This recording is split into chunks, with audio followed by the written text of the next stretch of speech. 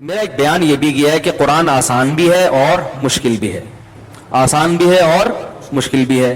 آسان اس اعتبار سے، مشکل اس اعتبار سے، تو میں نے اس پہ پوری ڈیٹیل بیان کی کہ یہ لوگ کہتے ہیں نا ہمیں مسائل کے لیے علماء کی ضرورت نہیں ہے، قرآن خود سمجھو، خود سمجھ میں آئے گا۔ اس پر میں نے پورا بیان کیا تھا کہ قرآن میں جو مسائل کا باب ہے وہ آپ کی سمجھ میں خود سے نہیں آئے گا، اس کے لیے مجتہدین کی رہنمائی چاہیے۔ اس پر بھی لوگوں نے، یہ میں نے پورا دلائل سے قرآن و حدیث سے بیان کیا ہے، اس پر بعض لوگوں نے اعتراض کیا تو قرآن تو پھر غیر مسلموں کے لیے بھی ہے نا، تو اگر اللہ نے قرآن کو مشکل بنایا تو غیر مسلم پھر کیسے ہدایت حاصل کرے گا؟ اس کا جواب میں بیان میں دے چکا ہوں، لیکن میں دوبارہ دے رہا ہوں تاکہ طنز کرنے والوں کو کچھ اللہ ہدایت دے شاید، کیونکہ یہ سوال نہیں کرتے، یہ طنز کرتے ہیں۔ یاد رکھو قرآن مجید میں جو گمراہی اور ہدایت کی باتیں ہیں وہ بہت آسان ہیں، وہ غیر مسلم کی سمجھ میں آئیں گی۔ غیر مسلم کا جو ہم سے اختلاف ہے وہ رفع الیدین، آمین بالجہر، سورہ فاتحہ، یہ نہیں ہے۔ اس کا تو جو ایتھیسٹ ہیں ان سے جو ہمارا مناظرہ ہے وہ کیا اللہ ہے یا نہیں ہے، ان سوالات کے جواب قرآن میں بہت آسان ہیں۔ پھر جو اللہ کو مانتے ہیں ان میں دو قسم کے لوگ ہیں، ایک توحید پرست اور مشرک۔ تو مشرکوں سے جو ہمارا مقابلہ ہے تو عقیدہ توحید قرآن نے بہت ڈیٹیل سے بیان کیا ہے، اس میں کسی مفتی سے سمجھنے کی ضرورت نہیں ہے، وہ بہت آسان ہے۔ پھر جو توحید پرست ہونے کا دعویٰ کرتے ہیں یہود و نصارہ، وہ نبی صلی اللہ علیہ وسلم کو نہیں مانتے، رسالت کا جو مسئلہ ہے وہ قرآن نے بہت وضاحت سے بیان کر دیا۔ تو یہود و نصارہ کا غلط ہونا قرآن سے بہت آسانی سے ثابت ہوتا ہے، اس میں کسی امام ابو حنیفہ یا امام شافعی کی آپ کو ضرورت نہیں ہے۔ تو یہ سارے اسٹیپ عبور کر کے جب آپ اسلام میں داخل ہو گئے، اور یہ قرآن سمجھ کے ہی ہوئے، اب اسلام لانے کے بعد اب آپ کو عقائد کی نہیں، اب آپ کو فروعی مسائل کی ضرورت پڑے گی، وہ قرآن میں آسان نہیں ہے، اس کے لیے اہل ہے، مجتہدین ہے، وہ پروفیسروں اور انجینئروں کا کام نہیں ہے۔ سمجھ میں آ رہی ہے بات؟ اب مسائل کھڑے ہوں گے، نماز میں رفع الیدین کرنا ہے کہ نہیں کرنا، آمین زور سے، اس کے لیے مجتہدین ہے۔ اگر یہ اتنا آسان ہوتا تو پھر ابو حنیفہ شافعی کی لوگوں کو ضرورت کیا تھی؟ ہے بھائی، تو یہ ہستیاں پیدا کیوں ہوئی؟ وہ لوگوں کو کہہ دیتے یار ہمیں کیا ضرورت ہے، ہم تحقیق کریں، ہر دور میں انجینئر جیسے لوگ پیدا ہوتے رہیں گے، یوٹیوب بھی ہوگا، کتابیں بھی ہوں گی، خود ہی ریسرچ کرو، خود ہی فتوے دیتے رہو۔ قرآن سے صرف نماز کا طریقہ کوئی بتا کے دکھا دے، اقیم الصلاۃ ہے، نماز قائم کرو، نماز کا طریقہ قرآن میں نہیں ہے، اور صرف حدیث بھی کافی نہیں ہے، بہت ساری چیزیں نماز کی حدیث میں موجود نہیں ہے۔ رفع الیدین جو لوگ قائل ہیں سنت ہے، وہ یہ بتا دیں کہ یہ رفع الیدین چھوڑنے سے سجدہ سہو لازم ہوتا ہے کہ نہیں ہوتا، یہ بھی تو نماز کا مسئلہ ہے، یہ نہیں بیان کر سکتے آپ۔ ایک صاحب کو میں نے کہا کہ رفع الیدین واجب ہے، سنت مؤکدہ ہے، کیا ہے؟ انہوں نے کہا بس نبی نے حکم دیا ہے کرو، حالانکہ ایسا ہے نہیں، نبی نے کہیں حکم نہیں دیا، نبی نے یہ فرمایا کہ جیسے میں نماز پڑھتا ہوں ایسے نماز پڑھو۔ تو آپ نے رفع الیدین والی بھی پڑھی ہے اور رفع الیدین نہ کرنے والی بھی پڑھی ہے۔ اب اس میں ترجیح کس نماز کو ہے، اس میں مجتہدین کا اختلاف ہے۔ لیکن اگر آپ پڑھنے کے قائل ہیں تو میں نے ایک صاحب سے پوچھا، میں نے کہا یہ سنت ہے واجب ہے، حدیث سے کیا کہہ رہے ہیں؟ ہمیں نبی نے کہا کہ جیسے میں نماز پڑھتا ہوں ایسے پڑھو، نبی نے ہم کریں گے، واجب سمجھ کے ہے یہ۔ جب آدمی کسی مسئلے سے جاہل ہوتا ہے نا تو پھر اس طرح سے ٹوپی گھماتا ہے۔ اللہ کے بندے، ایک آدمی نے نہیں کرا رفع الیدین تو اس کی نماز پہ حکم کیا لگاؤ گے؟ اگر آپ اس کو فرض کہتے ہو تو جو رفع الیدین نہیں کر رہا اس کی نماز نہیں ہوگی۔ اگر آپ اس کو سنت واجب کہتے ہو تو جو رفع الیدین نہیں کر رہا اس کو سجدہ سہو کرنا پڑے گا۔ اگر آپ اس کو سنت مؤکدہ کہہ رہے ہو تو جو رفع الیدین نہیں کر رہا وہ قابل ملامت ہے۔ اگر آپ اس کو سنت غیر مؤکدہ کہہ رہے ہو تو جو رفع الیدین نہیں کر رہا وہ قابل ملامت نہیں ہے۔ باقی چیزوں میں تو آپ فتوے لگا رہے ہوتے ہو نا، یہ سنت مؤکدہ ہے، یہ واجب ہے، یہ فرض ہے، یہ فلانا ہے، یہ ادھر آ کے چونکہ آپ کے پاس جواب نہیں ہے، اب آپ کیا کرتے تھے؟ بات کو گھمانا شروع کر دے۔ آپ سیدھا سیدھا بولو بھائی اس کا حدیث میں ذکر نہیں ہے، اجتہاد کرنا پڑے گا۔ تو پتہ چلا نماز کے تمام مسائل حدیث میں نہیں ہے، اجتہاد کرنا پڑتا ہے۔ میں نے ایک دفعہ بیان میں بتایا لوگوں کو, مسئلہ بیان کیا فیس بک پہ کہ سجدہ صاحب کا یہ طریقہ ہے نا, اس طرف سلام پھیرو, تحیات کے بعد 2 سجدے کرو. اس پہ فیس بک پہ ایک صاحب نے اتنا طنز کیا, بخاری مسلم کی بہت ساری حدیثیں جس میں سجدہ صاحب کا دوسرا طریقہ تھا, کہا یہ دیکھو یہ مفتیوں کو مقلد ہیں اندھے, اور یہ بخاری مسلم کی حدیثوں کی. حالانکہ ہم ان حدیثوں کے خلاف نہیں ہیں, اس طریقے کو بھی درست مانتے ہیں. اگر میں نے بیان میں کہا ہوتا کہ وہ والا طریقہ سجدہ صاحب کا غلط ہے, پھر آپ وہ حدیث میرے خلاف پیش کرتے. میں جو پیش کر رہا ہوں, اعتراض کرنے والے کو چاہیے تھا وہ یہ دعویٰ کرتا کہ مفتی صاحب نے سجدہ صاحب کا جو طریقہ بیان کیا وہ کسی حدیث میں نہیں ہے, پھر اعتراض جاندار ہوتا. نہیں آ رہی بات سمجھ میں؟ تو یہ جاہل لوگ ہیں جو سالے یوٹیوب پہ بیٹھ کے مفتی بنے ہوئے ہیں. ان لوگوں کے کیا بولوں میں ان لوگوں کو, بے غیرتوں کو. اور یہ جو آپ کے انجینئر صاحب ہیں, 2-4 ان سے میں سوال کر کے آگے چلتا ہوں, یہ بیٹھنے کے لیے تو یہ زہر کا پیالہ پی لے گا, کبھی سامنے بیٹھ کے بات نہیں کرے گا, یہ کبھی بھی نہیں کرے گا سامنے بیٹھ کے. اس سے ملا ہوئے مناظروں سے کچھ نہیں ہوتا بھائی, ہم مناظرہ نہیں کر رہے, ہم پیار محبت سے آپ کے ساتھ بیٹھ رہے ہیں.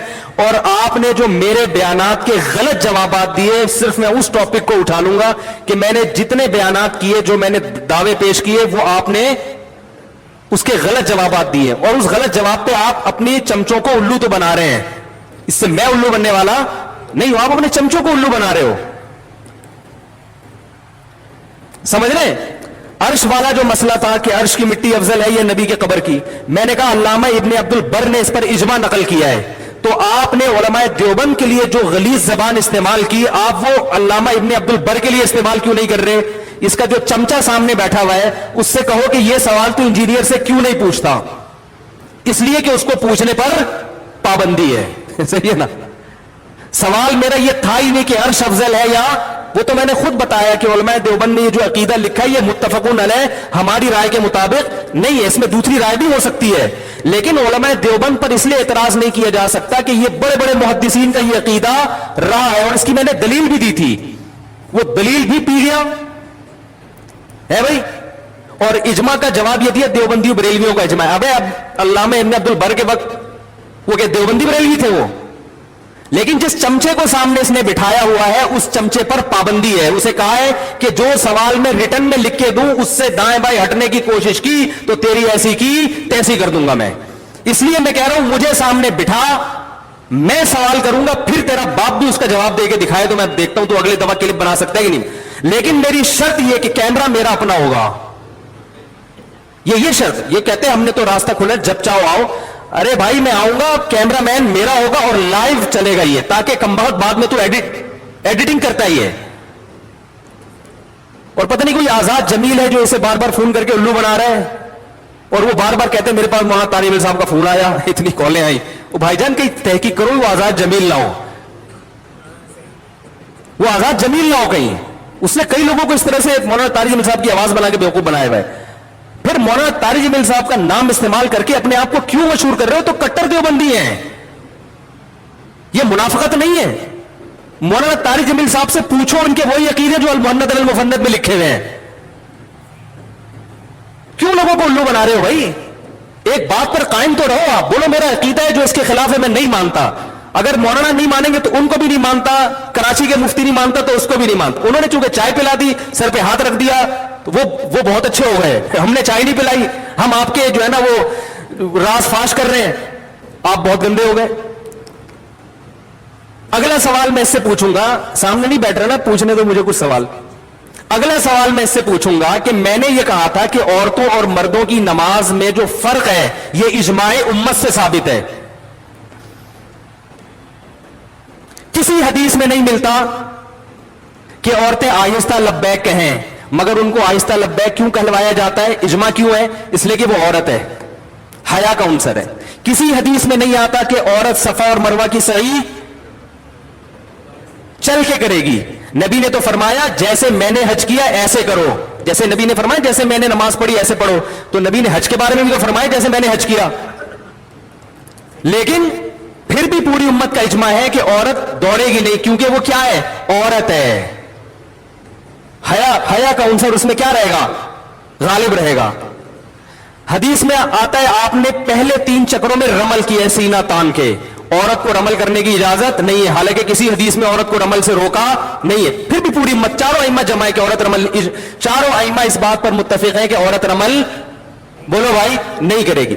اس کا جواب اس نے یہ دیا، عبداللہ بن عمر نے فرمایا عورت آہستہ لبیک کہے گی۔ جب حدیث کا لفظ بولا جاتا ہے تو اس سے فوراً ذہن کس طرف جاتا ہے؟ قول رسول کس طرف جاتا ہے؟ ٹھیک ہے، دوسرے درجے میں صحابی کے قول کو بھی حدیث کہا جاتا ہے، اثر کہا جاتا ہے، حدیث کہا جاتا ہے۔ دوسرے درجے میں جب دعویٰ کیا جاتا ہے نا حدیث لاؤ، تو فوراً کیا مراد ہوتی ہے؟ اور دوسرا اس کمبخت نے جو صحابہ کے اقوال پیش کیے وہ بھی ضعیف۔ ایک روایت میں ابن جریج مدلس ان سے روایت کر رہا ہے، خود چیخ چیخ کے تھک گیا، ہر بیان میں کہتے ہیں ضعیف حدیث ہے، یہ حنفیوں کا کام اور فلانے کا کام اور گمراہ لوگوں کا کام، اور تم کمبخت تم چیلنج قبول کر کے بھی قوم کو کیا بنا رہے ہو؟ ضعیف روایتیں پیش کر رہے ہو۔ یہ سوال میں اس کو سامنے بٹھاؤ تو پوچھوں گا، ٹھیک ہے نا؟ چاروں ائمہ کا اتفاق ہے، ابو حنیفہ، شافعی، مالکی، احمد ابن حنبل کے عورت سمٹ کے نماز پڑھے گی۔ اور میں نے یہ بھی دعویٰ کیا تھا صدیوں تک کوئی ایک مفتی بھی نہیں دکھا سکتے، ایک فقیہ بھی، جس نے یہ فتویٰ دیا ہو کہ عورت مردوں کی طرح چوڑی ہو کے نماز پڑھے گی۔ یہ فتویٰ سعودی عرب سے امپورٹ ہوا ہے۔ بن باز جو کٹر سلفی تھے، ٹھیک ہے، متقی عالم تھے، پرہیزگار تھے، مانتے، لیکن ان کے کچھ مسائل اجماع امت کے خلاف ہیں۔ علامہ بن باز، شیخ صالح العثیمین اور ناصر البانی، یہ تینوں ہماری نظر میں قابل احترام عالم ہیں، لیکن ان تینوں علماء کے کچھ تفردات ہیں جو پوری امت کے خلاف ہیں۔ ان تفردات کو نہیں مانا جائے گا، جس میں 3 طلاق کو ایک کہنا، یہ تفرد تو ابن تیمیہ نے شروع کیا۔ اسی طرح عام موضوع پہ مسا کر لینا، پہلے کوئی بھی قائل نہیں تھا اس کا، تو انہی میں سے یہ بھی ہے کہ انہوں نے ایک چیز کو پروموٹ کیا کہ عورت مردوں کی طرح، تو وہاں سے انہوں نے لیا ہے، اور تمام ائمہ محدثین ایک طرف۔ صرف ایک روایت ہمیں بخاری کی ملتی ہے جس میں انہوں نے ایک تابعیہ یا صحابیہ کے بارے میں کہا کہ وہ مردوں کی طرح پڑھتی تھی، تو وہ خود اس کی علامت ہے کہ امام بخاری کو اس پوری امت میں ایک عورت ملی ہے، ٹھیک ہے نا؟ یہ خود اس کی علامت ہے، باقی تمام عورتیں کیا کر رہی تھیں؟ وہ سمٹ کے پڑھ رہی تھی۔ تبھی تو امام بخاری ایک خاتون کا تذکرہ کرتے ہیں، ایک خاتون کا تذکرہ کرتے ہیں۔ شوافع کی کتابوں میں امام شافعی سے بھی یہ منقول ہے، امام احمد بن حنبل سے صراحتاً منقول ہے کہ عورت سمٹ۔ ابے امام احمد بن حنبل امام بخاری کے استاذ ہیں، آج تم ہم پہ طنز کرتے ہوئے دیوبندیوں نے لوگوں کو اندھا مقلد بنایا ہوا، امام احمد بن حنبل پہ کیوں طنز نہیں کرتے آپ؟ وہ تو کہہ رہے ہیں عورت سمٹ کے نماز پڑھے گی۔ اگر آپ مجھ سے حوالہ مانگتے ہو اگلے بیان میں انشاءاللہ میں ان کی پوری عبارتیں پڑھ کے سناؤں گا۔ تو اتنے بڑے بڑے امت کے علماء فقیہ ان پہ طنز نہیں کرتے، طنز کس پہ کرتے ہو؟ بر صغیر کے علماء پر، کیونکہ آپ کو پتا ہے کہ میری دکان ان کی وجہ سے بند ہو گئی، صحیح ہے نا؟ جس سے خطرہ ہوتا ہے نا اسی کے پیچھے پڑا، یہ میرے پول پٹیاں کھولیں گے۔ تو میں نے یہ دعویٰ کیا تھا اجماع ہے، اس کا بھی کوئی جواب نہیں، اس کا جواب اسے دیوبندی بریلیوں کا اجماع ہے، فالتو باتیں، تو ہر جواب کو گھما رہا ہے ٹھیک ہے نا؟ اور ایک اور کو پوچھ لوں سوال، میں نے کہا تھا امام حسن نے 100 سے زیادہ شادیاں کی ہیں، اس پر اس نے طنز کیا کہ اہل بیت کے گستاخ، اور اہل بیت، اور کسی حدیث کی کتاب میں نہیں ہے، یہ تاریخی روایتیں ہیں۔ کمال کی دیکھو کہ جب میں نے کہا نا کہ حدیث لے کر آؤ، عورتیں سمٹ کے نماز پڑھتی ہیں، اس پر کوئی حدیث، عورتیں آہستہ لبیک کہیں، اس پر کوئی حدیث لے کر آؤ، تو اس نے کہا حدیث کی کتاب مصنف ابن ابی شیبہ میں عبداللہ بن عمر کی حدیث ہے۔ اس نے اس کو حدیث کی کتاب بھی مان لیا اور عبداللہ بن عمر کے قول کو حدیث بھی مان لیا۔ کمبخت مصنف ابن ابی شیبہ تمیز سے پڑھ لیتا، مصنف ابن ابی شیبہ ہی میں ہے کہ امام حسن نے بہت ساری شادیاں کی ہیں۔ وہ جو چمچا بیٹھا ہوا ہے قیامت تک اس سے یہ سوال نہیں پوچھے گا۔ بات آ رہی ہے سمجھ میں؟ یہ کہہ رہے تاریخی کی کتابوں میں ہے، من گھڑت قصے اہل بیت کی گستاخی میں، اسی میں لکھا ہوا ہے، یہ وہ مصنف ابن ابی شیبہ ہی پڑھ لیتا۔ اور پھر ہمیں ایک تو علمی اختلاف ہوتا ہے نا، تمیز کے دائرے میں انسان بات کرتا ہے، یہ بات بھی جاہلانہ، اور کرے گا ایسے جیسے اس سے بڑا مجتہد کوئی آج تک پیدا ہوا ہی نہیں ہے، کوئی پیدا ہی نہیں ہوا اس سے بڑا، بہت بڑا۔ ہمیں کہہ رہے ہیں یہ حدیث پڑھتے ہی نہیں ہے، دورہ کرتے ہیں، وہ بھی آخر میں دورے کی طرح ہی کرتے ہیں، ان کو حدیث کا کیا پتا؟ تو سامنے بیٹھ پتا چلے گا کہ تجھے حدیث کا کتنا پتا ہے۔ اور 2 سوال اور پوچھ لوں، ہے بھائی. یہ انگلی کے اشارے کے بارے میں نا, انگلی سے یہ جو اس طرح اشارہ کرتے ہیں پوری التحیات میں, اس میں اس کمبخت نے یہ کہا ہے کہ جو حنفی کلمہ توحید پہ انگلی اٹھا کے گراتے ہیں نا, یہ نہ کسی صحیح حدیث میں نہ کسی ضعیف حدیث میں, حالانکہ یہ حدیث میں موجود ہے. مجھے سند کی تحقیق نہیں ہے, اور اللہ کی قسم میں نے تحقیق ابھی تک کی نہیں ہے, میں تحقیق کر کے بتاؤں گا, لیکن حدیث موجود ہے اس پر, کلمہ توحید پہ آپ نے انگلی اٹھائی ہے. اس حدیث کا حوالہ مجھے یاد دلائیں, میں انشاءاللہ اگلے اتوار کو پیش کروں گا. اول تو یہ اب حوالہ مانگے گا نہیں, اس کو پتا ہے مفتی ممبر پہ بیٹھ کے اتنا بڑا دعویٰ کر رہے ہیں, حوالے کے بغیر کرے گا نہیں, یہ پی جائے گا اس سوال کو بھی. سمجھ رہے ہیں, کہہ رہے کوئی بھی حدیث میں نہیں ہے. دوسرا, اس نے ایک فرضی قصہ بنایا ہوگا, میرا خیال ہے کہ ایک اہل حدیث عالم کا میرے پاس فون آیا, ان سے میں نے کہا کہ نبی صلی اللہ علیہ وسلم التحیات میں جو انگلی ہلاتے تھے تو دعا کے وقت ہلاتے تھے, التحیات کے وقت نہیں ہلاتے تھے. اور وہ اہل حدیث کو میں نے سمجھایا اس کو, لیکن اس نے رجوع نہیں کیا. وہ اس اہل حدیث کا مذاق اڑایا نا, پتہ نہیں آیا کہ نہیں آیا, ایسے تو نہیں آزاد جمیل صاحب کی طرح آ رہے ہوں فون. اور میں نے اس اہل حدیث کو لاجواب کر دیا. وہ اہل حدیث کہہ رہا تھا التحیات کو بھی دعا کہا گیا ہے, التحیات ہی کو دعا کہا گیا ہے. کہہ رہا ہے نہیں, وہ حدیث میں تو وہ بڑے دعوے کیے نا, جو اس کا بیان سنیں گے بولیں گے یار اہل حدیث جو ہر وقت حدیث حدیث کے نعرے لگاتے ہیں وہ بھی اس کے سامنے بیچارے زیرو ہیں. ٹھیک ہے, ان کو بھی چاہیے کہ اس سے سیکھیں. کم وقت صحیح حدیث موجود ہے کہ نبی صلی اللہ علیہ وسلم جب قعدہ کرتے تھے, اذا قعد یدعو, جب قعدے میں بیٹھتے دعا شروع کر دیتے. حالانکہ آپ التحیات شروع کرتے ہیں تو پتہ چلا التحیات کو کیا کہا ہے, دعا کہا ہے. صحیح حدیث موجود ہے. اس اہل حدیث نے کم وقت تجھے دوبارہ فون کر کے بتایا ہوگا, تیرا فون اس وقت بزی جا رہا ہوگا. ٹھیک ہے نا, یا واقعہ ہی نہیں ہوا ہوگا, فرضی کس سے گڑ گڑ کے بیٹھ کے الو بنا رہے لوگوں کو. اور بھی کئی چیزیں بہت ساری ہیں, بیٹھ نہیں رہا نا, بہت ساری چیزیں بیٹھے سامنے تو پتہ چلے گا انشاءاللہ ہم اس کو. اور کیا یار, ایک دو چیزیں اور بھی دماغ میں آئی تھی, تو یہ تو وہ ہیں جو ہلکی پھلکی ویسے ہی آ جاتی ہیں. اس کے خلاف بیٹھ کے میں تحقیق کرنا شروع کر دوں تو پھر تو دیکھو. ہاں, ایک اور یاد آئی, اس کمبخت نے یہ بھی کہا ہے کہ ترمذی کی جو حدیث ہے نا, ترمذی کی حدیث جس میں آتا ہے کہ عبداللہ ابن مسعود رضی اللہ تعالی عنہ نے یہ فرمایا کہ میں تمہیں ایسے نماز پڑھ کے دکھاؤں جس طرح نبی نے نماز پڑھی ہے, اور پھر آپ نے تکبیر تحریمہ کے رفع الیدین کیا, اس کے علاوہ کہیں بھی نہیں کیا. اس نے اس حدیث پہ دو اعتراض کیے. نمبر ایک, سفیان ثوری کی وجہ سے یہ مدلس, سفیان ثوری مدلس ہے اور عن سے روایت کر رہے ہیں, لہذا یہ ضعیف ہے, کوئی اس کو صحیح ثابت کر کے دکھائے, چیلنج کیا ہے. کمبخت امام ترمذی نے اس کو صحیح کہا ہے. ناصر البانی جن کو تم مانتے ہو, انہوں نے اس کو صحیح کہا ہے. اور کیوں صحیح کہا یہ بھی بتا دوں, یعنی امام ترمذی جو حدیث لا رہے ہیں نا, وہ اس کو ایک نسخے میں حسن صحیح ایک میں حسن ہے, اس لیے کہ سفیان ثوری اس درجے کے مدلس نہیں ہے کہ جن کی روایت رد کر دی جاتی ہے. اس کمبخت کو علم حدیث کی کک بھی نہیں پتا, بس ایک لفظ تدلیس کا سن لیا کہ مدلس کی عن قبول نہیں ہوتی, اور وہ سب پہ تھوپ رہا ہے. جس کو علم حدیث آتا ہے نا, عرب علماء نے اس حدیث کو صحیح قرار دیا ہے. دوسرا اعتراض اس نے یہ کیا ہے کہ عبداللہ ابن مبارک نے اس حدیث کو ضعیف قرار دیا ہے. اس کمبخت کو ترمذی کا صفحہ بھی پڑھنا نہیں آتا, کیونکہ جب طوطے کی طرح علم حاصل ہوتا ہے نا, کتابیں اردو کتابیں رٹ کے دیکھ کے, تو پھر یہی حال ہوتا ہے. عبداللہ ابن مبارک نے اس حدیث کو ضعیف نہیں کہا. دو حدیثیں عبداللہ بن مسعود سے منقول ہیں. ایک حدیث میں آتا ہے کہ عبداللہ ابن مسعود نے فرمایا کہ نبی نے ایسے نماز پڑھی ہے کہ شروع میں رفع الیدین کیا, بعد میں نہیں کیا. اس حدیث کو عبداللہ بن مبارک نے ضعیف کہا ہے. اگلی جو حدیث ہے جس میں آتا ہے کہ عبداللہ بن مبارک نے کہا کہ ایسے نماز پڑھ کے بتاؤں جیسے نبی نے پڑھی ہے, اس والی حدیث کو عبداللہ بن مسعود نے عبداللہ بن مبارک نے ضعیف نہیں کہا.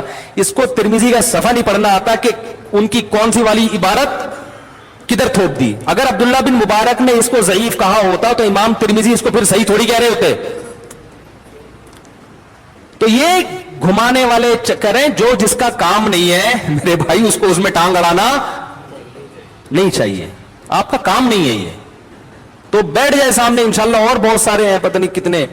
ایک اور بتا دوں بس, پھر یار کیا ہو گیا, اب تو پھڈا پہ شروع ہو گیا تو پھر تمیز سے کرو نا اس کو. میں نے ایک حدیث بیان کی تھی کہ آپ صلی اللہ علیہ وسلم نے فرمایا کہ کوئی بھی بات مجھ سے سنو, آگے پہنچاؤ.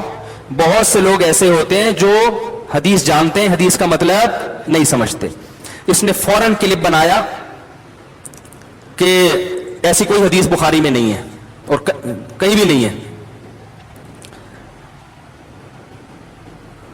ان الفاظ کے ساتھ نہیں ہے. جو میرے پہلے الفاظ تھے نا وہ یقیناً نہیں ہے.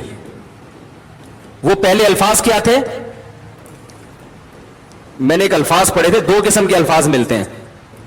وہ الفاظ یہ تھے کہ بلغوا عنی ولو آیا رب حامل فقہ غیر فقیہ. ایک الفاظ تو یہ ہیں. ایک الفاظ یہ ہیں کہ نضر اللہ امرأ سمع مقالتی فوعاها, کہ اللہ اس شخص کو تر و تازہ رکھے جو مجھ سے کوئی بات سن کے آگے پہنچائے. رب حامل فقہ غیر فقیہ, اس لیے کہ کچھ لوگ علم کی بات جانتے ہیں سمجھتے نہیں ہیں. تو حدیث کے الفاظ میں فرق ہے, معنی میں فرق نہیں ہے. تو ورڈنگ میں انسان سے غلطی ہو جاتی ہے کہ وہ والے الفاظ میں نے ادھر لگا دیے, لیکن معنی بالکل وہی ہے. بھئی ایک حدیث میں آتا ہے کہ اللہ اس کو تر و تازہ رکھے جو مجھ سے بات سن کے آگے پہنچا دے. تو اس میں بھی آپ ترغیب دے رہے ہیں نا, جو مجھ سے سنو آگے پہنچا دو. اس لیے کہ جس کو بتاؤ گے تو بہت سے لوگ ایسے ہیں جو حدیث جانتے ہیں سمجھتے نہیں ہیں. اور دوسری حدیث کے الفاظ یہ ہیں کہ جو سنو آگے پہنچاؤ. تو یہ الفاظ میں مجھ سے پوچھنی چاہیے, لیکن بچے جیسے بات کو پکڑتے ہیں نا بتنگڑ بنانے کے لیے. اگر یہ عقل مند ہوتا تو کہتا بھائی مفتی صاحب نے جو حدیث بیان کی اس کے آخر میں تو یہ الفاظ نہیں ہے, لیکن اس معنی کی دوسری حدیث کے آخر میں یہ الفاظ ہیں. تو جو اصل عبارت تھی, جو اصل فوکس جس کو کرنا تھا اس کو پی گیا, جس بات سے فتنہ پھیل سکتا تھا اس کو اچھال دیا. اب یہ تھا کہ یہ لوگ کہتے ہیں ہر آدمی حدیث کا مطلب سمجھتا ہے, لہذا ہمیں کسی مجتہد کی تقلید کی ضرورت نہیں ہے, جبکہ ہمیں حدیث سے پتہ چلتا ہے کہ ہر آدمی ہر حدیث کا مطلب نہیں سمجھتا. اور اللہ کے نبی نے امت کو 2 حصوں میں ڈیوائیڈ کیا ہے, فقیہ اور غیر فقیہ. جو غیر فقیہ ہے وہ کس کی اتباع کریں گے؟ فقیہ کی. یہ اصل دعویٰ تھا, اس کا کوئی جواب نہیں آیا. اس پر میں نے شعر بھی کہا تھا, جو مطلب کی عبارت تھی اسے پنجوں سے گھس ڈالا, کبوتر لے کے آیا ہے میرے خط کا جواب آدھا. پہلے زمانے میں کبوتروں کے ذریعے خط بازی ہوتی تھی. تو جو محبوبہ نے محبت کی باتیں شروع میں لکھا والسلام فلاں بنت فلاں بات کر رہی ہوں, خداوند کریم سے خیریت مطلوب خیریت مقصود, وہ ہوتا ہے نا, اور پھر اپنے گھر کے حالات لکھ کے پھر آگے پورا لو لیٹر تھا اس کا کہ محبت کی باتیں, اور آخر میں پھر والسلام وغیرہ وغیرہ. تو کبوتر جب لے کر آیا تو پنجوں سے, جو پہلے سیاہی بھی ایسے ہی ہوتی تھی, وہ جو محبت کے نعرے تھے وہ پنجوں سے مٹ گئے. شروع میں نام اور آخر میں والسلام. تو یہ شاعر جو ہے نا جل بھن گیا نا ہے, اور عشق کی ابھی ابتدا بھی تھی. تو اس نے شعر کہا ابتدائے عشق میں دل ہوا یوں خراب آدھا, کہ جیسے سیخ پہ چڑھتے ہی جل جائے کباب آدھا. یہ پورا انجینئر میں فٹ آ رہا ہے. آگے کہتا ہے لگتا ہے میرے محبوب کی ایک آنکھ غائب ہے, کہ اس نے جب بھی پلٹا ہے تو پلٹا ہے نقاب آدھا. کہہ رہے کبھی پورا جلوہ دکھاتی نہیں ہے بھائی, یا تو پردہ کرو. ٹھیک ہے, تو ہم بھی آپ سے کہتے ہیں یا تو آپ چھوڑ دو یوٹیوب, اور بیٹھے ہو تو جو آپ سے سوال پوچھا جا رہا ہے اس کو فوکس کرو, اور اپنے چمچے نہ بٹھاؤ سوالات پوچھنے کے لیے کہ یوں کر کے پوچھنا, یہ والا نہیں پوچھنا. میں کبھی اپنے نام کے ساتھ دیوبندی نہیں لگاتا. بلا وجہ کراچی کے ایک دیوبندی مفتی, کیوں ہدف دیوبندیوں کو بنانا کہ میں جب مذاق اڑاؤں گا تو مفتی طارق مسعود کا نہیں دیوبندیوں کا مذاق اڑے گا. آپ خدا کی قسم فرقہ واریت پھیلا رہے ہو, لیبل اچھا لگا رہے ہو, آپ لیبل اچھا لگا. کیوں کہہ رہے ہو کراچی کے دیوبندی؟ آپ بولو مفتی طارق مسعود نے کہا ہے, یا بولو کراچی کے کسی مفتی نے کہا ہے. اس کا مطلب آپ کسی فرقے کو ہٹ کر رہے ہو, یہی تو فرقہ واریت ہے. تو وہ شعر مکمل کر لوں, آدھا رہ جائے گا. اس نے کہا ابتدائے عشق میں دل ہوا یوں خراب آدھا, کہ جیسے سیخ پہ چڑھتے ہی جل جائے کباب آدھا. لگتا ہے میرے محبوب کی ایک آنکھ غائب ہے, کہ اس نے جب بھی پلٹا ہے تو پلٹا ہے نقاب آدھا. آگے پھر کہہ رہا ہے جو خط بھی کم وقت نے بھیجا نا تو وہ کبوتر نے ڈاندلی کر دی. اس میں جو مطلب کی عبارت تھی اسے پنجوں سے گھس ڈالا, کبوتر لے کے آیا ہے میرے خط کا جواب آدھا. تو ہم آپ سے کہتے ہیں جو آپ نے ہم پہ اعتراض کیا کہ حدیث بخاری میں نہیں ہے, تو یہ الفاظ کے نہیں ہے, دوسرے الفاظ کے ساتھ تو ہے نا. تو جو مطلب کی عبارت تھی اسے پنجوں سے گھس ڈالا, کبوتر لے کے آیا ہے میرے خط کا جواب. آپ بھی میرے خط کی جو فوکس کرنے کی چیز ہے اس کو فوکس نہیں کر رہے, جو فوکس کرنے کی چیز نہیں ہے اس پہ کلپ بنا کے اچھال رہے ہیں کہ ان کو حدیث کا نہیں پتا. تو یہ صاحب ہے انجینئر صاحب کی تھوڑی سی اوقات میں نے بیان کی ہے. اللہ کرے حضرت کو توبہ کی توفیق مل جائے اور جو کام ہے پنکھے ونکھے ٹھیک کرنے کا وہ شروع کر دیں. سمجھ آ رہی ہے بات؟ کہاں سے کہاں چلے گئے یار, آج پڑ گیا میں بالکل ہی. چلو اب سوالات ہی لے کے چلتے ہیں. میرا دل بدل دے اپنی آواز میں سنا دیں. انشاءاللہ ابھی چینل بن گیا ہمارا, اس پہ ریکارڈ کریں گے. کیا میں اہل کتاب ہوں یا عیسائی کرسچن اہل کتاب ہیں؟ ہاں بھائی, عیسائی کرسچن اہل کتاب کہلاتے ہیں. عیسائی اور یہودی کیا کسی غیر مسلم سے علاج کرا سکتے ہیں؟ بھائی کرا سکتے ہیں. سوتے ہوئے نائٹ فال ہو جائے تو کیا گناہ ملے گا؟ بھائی سوتے ہوئے کیوں گناہ ملے گا؟ اپنے اختیار میں تھوڑی ہے. جاگتے ہوئے اتنی حرکتیں ہو رہی ہیں, اس پہ اتنا گناہ مل رہا ہے, وہ کم ہے کیا؟ کھانے کی چیز کے پیکٹ کے اوپر اگر حلال نہ لکھا ہو تو بھائی یہ جامعۃ الرشید کا ادارہ ہے نا حلال, گوگل پہ آپ جائیں, حلال فاؤنڈیشن کے نام سے سرچ کریں جامعۃ الرشید, تو جتنی چیزیں ہیں نا اس کے بارے میں ان کی پوری ایک تحقیق ہے کہ یہ جن چیزوں پہ کوڈ ہوتا ہے وہ اکثر سور کی چربی وغیرہ اس میں شامل ہوتی ہے. جمعے کی 2 رکعتیں فرض ہیں یا واجب؟ اور کیا جمعے کی نماز عید کی نماز عورت کو پڑھنا چاہیے؟ میری رائے تو یہ کہ اس زمانے میں عید کی نماز میں بھی عورت کو شرکت کرانی چاہیے اور جمعے کی نمازوں میں بھی. وہ پہلے زمانے میں فتنہ تھا, اب بھی فتنہ تو ہے مگر نہ آنے میں زیادہ فتنہ ہے. عورتیں بالکل دین سے کٹ رہی ہیں, ہر جگہ جا رہی ہیں دنیا میں, مسجد میں نہیں آ رہی ہیں.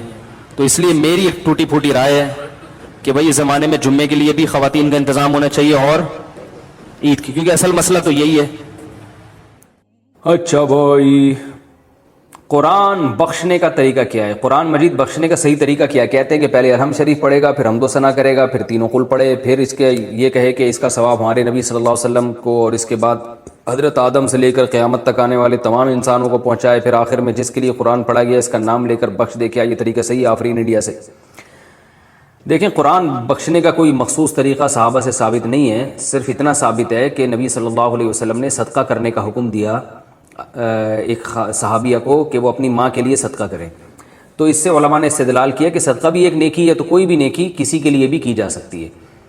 تو بہتر تو یہی ہے کہ جس چیز کا حدیث میں صراحتاً ذکر ہے اسی کو فالو کریں, یعنی صدقات و خیرات کیا کریں میت کے لیے. لیکن کوئی قرآن یا کوئی اور نیکی پڑھ کے بھی اگر ایصال ثواب کرنا چاہتے ہیں تو بھی ٹھیک ہے, اس کا کوئی خاص طریقہ نہیں ہے, بس دل میں نیت کر لیں کہ اللہ اس کا ثواب فلاں کو پہنچے. باقی یہ جو کہا جاتا ہے پہلے الحمد شریف پھر فلاں پھر یہ, اس کا کوئی ثبوت نہیں ہے. کوئی بھی نیکی کسی بھی طریقے سے کی جا سکتی ہے اور دل میں یہ دعا کی جا سکتی ہے اللہ اس کا ثواب فلاں کو پہنچا دے.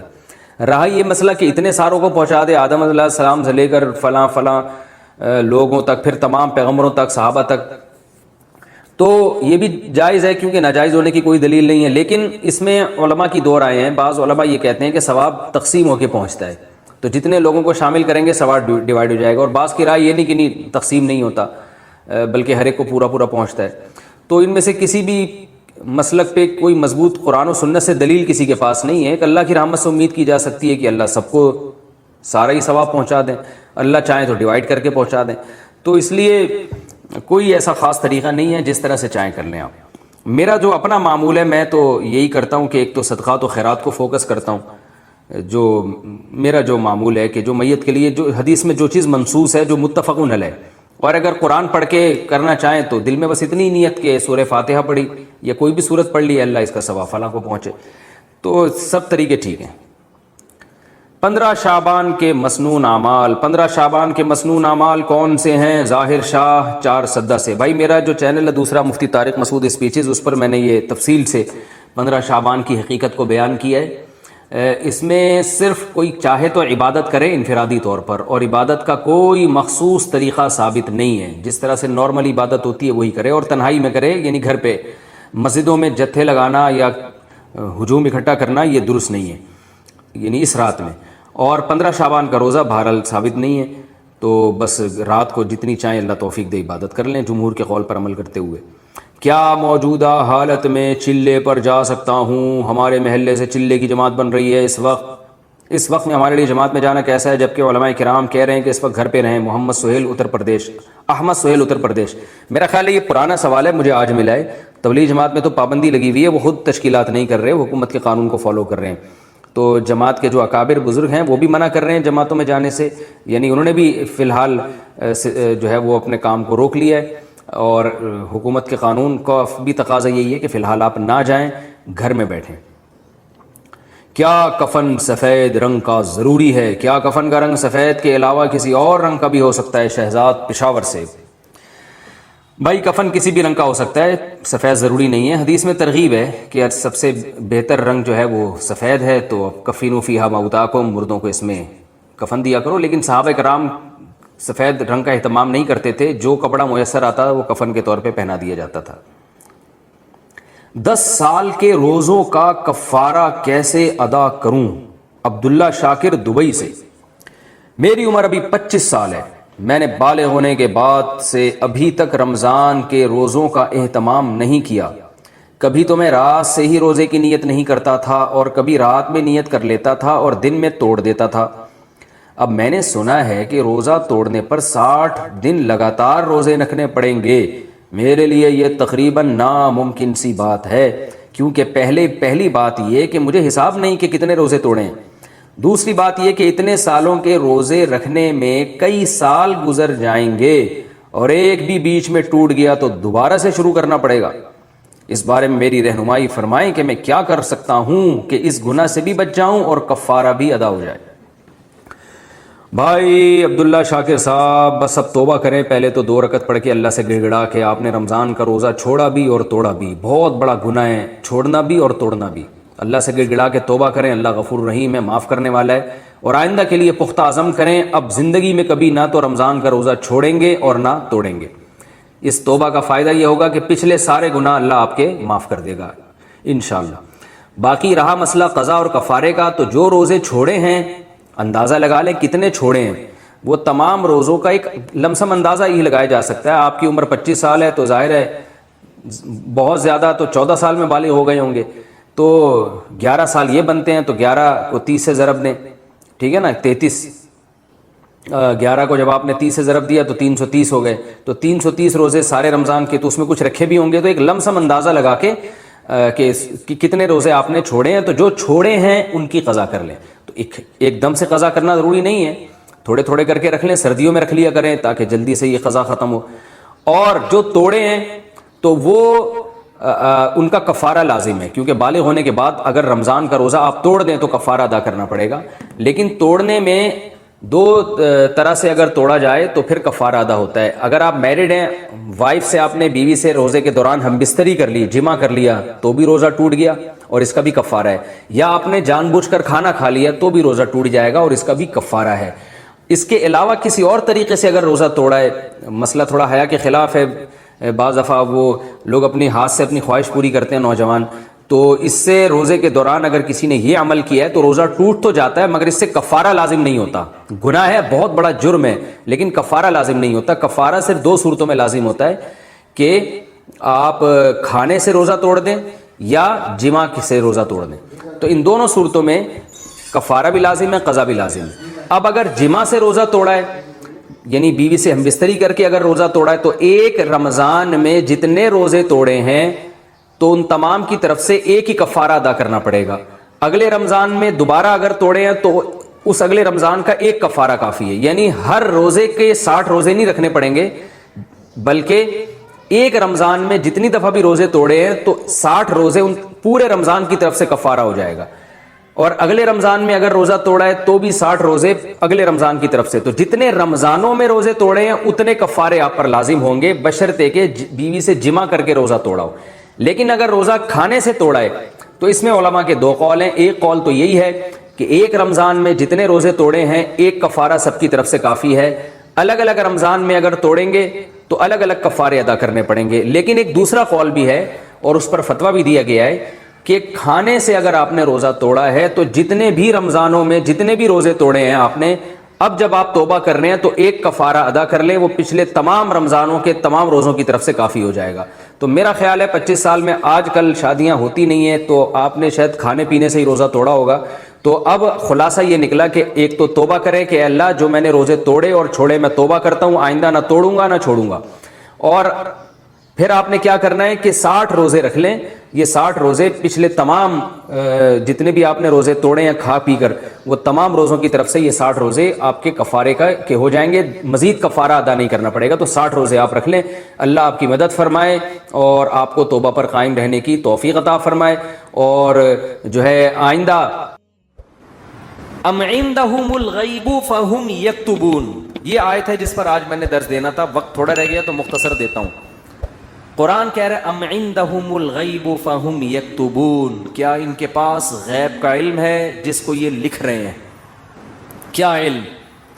یہ خوش فہمی کا شکار ہے. دیکھو جتنے بھی لوگ جو مذہب کو فالو نہیں کر رہے، حقیقت میں وہ اس خوش فہمی میں مبتلا ہیں کہ ہمیں کچھ بھی ہونے والا نہیں ہے. جیسے ہماری حالت اچھی ہے، ہمارا فیوچر بھی ایسا، یا تو مر کے ختم ہو جائیں گے، اور اگر مل بھی گیا تو کوئی برا نہیں، ہم کو برے تھوڑی ہیں، ہم کوئی برے تھوڑی ہیں. تو اللہ نے اس کا جواب دیا کہ کیا ان کے پاس فیوچر کا علم ہے؟ پہلے سے مستقبل کے بارے میں کبھی بھی بات کی جائے گی تو علم کے بغیر نہیں کی جا سکتی. کوئی آدمی کہہ رہا ہے نا فیوچر میں ایسا ہونے والا ہے، تو آپ اس سے دلیل پوچھیں گے آپ کو کس نے بتایا؟ وہ تانے بانے ملائے گا، صغرے کبرے ملائے گا. تو پھر اس کے بعد اگر وہ ایسے ہی کہہ رہا ہے کل یہ ہو جائے گا، پرسوں یہ ہو جائے گا، دیکھو مستقبل کے بارے میں یہ کہوں کہ کل پیر ہے تو یہ بھی فیوچر کی خبر ہے. آپ اس میں مجھ سے یہ پوچھ سکتے ہو کہ کیا دلیل ہے؟ میں کہوں گا دلیل یہ کہ آج کیا ہے؟ اتوار ہے. یہاں دلیل ہے، یہاں میرے لیے یہ دعویٰ کرنا درست ہے کہ کل کیا ہے؟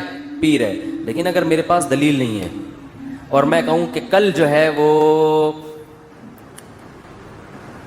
کل دنیا میں 3000 آدمی مر جائیں گے ایک ہی کسی حادثے میں، تو لوگ پوچھیں گے بھائی کیا دلیل ہے کسی حادثے میں 3000 آدمی مر جائیں گے؟ اب میرے ذمے کیا ہے؟ میں کہوں وہ ویسے ہی میرا ذوق کہہ رہا ہے. تو یار کوئی مانے گا کوئی؟ اچھا عجیب بات یہ کہ روحانی عاملوں کی یہ باتیں مان لیتے ہیں لوگ. میں یہ کہوں نا کل 3000 آدمی ایک حادثے میں، اللہ نہ کرے مرے ہیں، میں ایک مثال دے رہا ہوں، تو لوگ کہیں گے کہاں سے پتہ چلا؟ لوگ کہیں گے بھائی جھوٹ بول رہے، اس کو کس نے بتایا؟ یا تو قاتلوں سے تعلقات ہیں جس نے مارنے کا ارادہ کیا ہے، ایسا بھی نہیں ہے تو یہ ہوائی بات ہوگی. لیکن یہی بات روحانی عامل کرے گا تو لوگ کیا کریں گے؟ حضرت کا علم ہے بھائی، حضرت کے پاس بولو علم ہے. ابھی روحانی عاملوں پہ نہیں جاؤں گا، پھر میں معین اختر کی طرح نا بلب کے رشتہ داروں کو بھی، تو اب تو میں روحانی عاملوں کے رشتہ داروں کو بھی اچھے الفاظ سے یاد نہیں کرتا. رشتہ داروں سے مراد وہی جو بلب کے رشتہ دار تھے. اب آپ کہیں گے بلب کے کون سے رشتہ دار ہوتے ہیں؟ ہمارے ہاں کبھی بھی جس بندے کو برا کہا جاتا ہے گالی اس کو نہیں دی جاتی، ہمیشہ اس کے رشتہ داروں کو ہمیشہ گالی دی جاتی ہے. یہ ہمارے ایک ٹرینڈ چل نکلا ہے. تو قرآن کہتا ہے کہ ام عندهم الغیب فہم یکتبون. کیسے دیکھو ہمیں جھنجھوڑ رہا ہے قرآن کہ تم اپنے بارے میں کیوں فرض کر کے بیٹھے ہوئے ہو کہ تمہیں کچھ بھی ہونے والا نہیں ہے، تمہیں سزا نہیں ملے گی. یہ تمہیں کس نے بتایا ہے؟ فاصبر لحکم ربک ولا تکن کصاحب الحوت. جب نبی یہ مطالبے کرتے تھے تو پھر بھی آگے سے کوئی رسپانس نہیں ملتا تو انسان کو بے انتہا تکلیف ہوتی ہے کہ کن پتھر دل لوگوں سے واسطہ پڑا ہے. تو قرآن کہتا ہے فاصبر، اے نبی آپ کیا کرو؟ صبر کرو. ولا تکن کصاحب الحوت، مچھلی والے یونس کی طرح جل باز مت بنو. حضرت یونس علیہ السلام کی قوم نے بھی یہی سلوک کیا، لیکن یونس علیہ السلام چاہتے تھے جلدی سے فیصلہ ہو اور اپنی قوم کو چھوڑ کے نکل گئے. تو اللہ نے اس پہ آپ کی تنبیہ کی. تو آپ بھی اے نبی جل بازی مت کریں. تو یہ نبی کے ذریعے سے ہمیں بھی بتایا جا رہا ہے کہ آپ حق کی دعوت دیتے رہیں اور یہ نہ دیکھیں کہ یہ جو اللہ کے نافرمان لوگ ہیں، جو حق کو نہیں ماننے والے لوگ، وہ پھر بھی پھل پھول رہے ہیں. اس ٹینشن میں مت آؤ، کیونکہ اللہ انصاف کرتا ہے مگر اس میں دیر ہوتی ہے، اندھیر نہیں ہوتی. وہ لے گا انتقام. ان کو اپنے حال پہ چھوڑ دو. یہ اللہ کی حکمت اسی کا تقاضا کرتی ہے، چھوڑ دیا جائے اپنے حال پہ. آج جو اہل حق ہے نا ان کو بہت تکلیف ہوتی ہے کہ جب یہ ہم صحیح بات کر رہے ہیں لیکن آگے جواب جو مل رہا ہے وہ کیا مل رہا ہے؟ الٹا. کوئی مان کے نہیں دے رہا. تو اللہ فرماتے ہیں وَلَا تَكُنْ كَصَاحِبِ الْحُوتِ إِذْ نَادَى وَهُوَ مَكْظُومٌ.